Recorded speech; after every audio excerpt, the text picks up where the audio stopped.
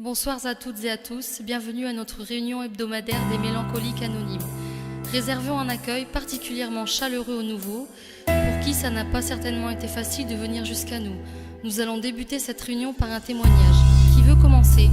Moi. Toi, nous t'écoutons. Bonsoir, je m'appelle Vanessa. J'ai 30 ans et je suis mélancolique. Je suis de ces personnes qui écrivent leur vie comme on laisse une dernière lettre près d'une boîte de Xanax vide. Ça a été très difficile pour moi de venir ici, d'accepter ma dépendance à la mélancolie. Le déclic a été de voir ma sœur recracher en larmes toutes les bouteilles jetées à la mer.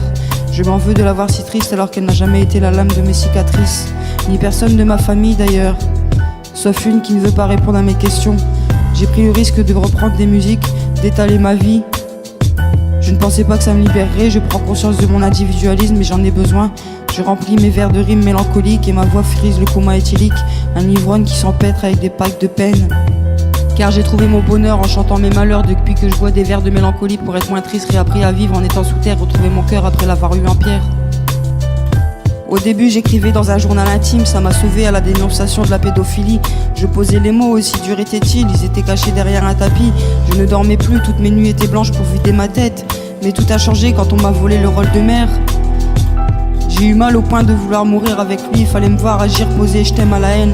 Fallait entendre ma sœur pleurer la nuit à cause des coups qui m'ont poussé dans la toxicomanie. C'est vrai, je sors de l'ombre, mais le monde est tellement stone autour de moi. Plus tu grandis, moins tu souris, le temps souffle et détruit ce château de sable que construit. Vous savez, aujourd'hui j'ai le syndrome du stress post-traumatique. Depuis j'ai moins de degrés dans mon écriture. Je suis plus ou moins en état de tristesse, donc je fais toujours autant péter ce putain de mélancotesse. Car j'ai trouvé mon bonheur en chantant mes malheurs depuis que je bois des vers de mélancolie pour être moins triste, réappris à vivre en étant sous terre, retrouver mon cœur après l'avoir eu en pierre.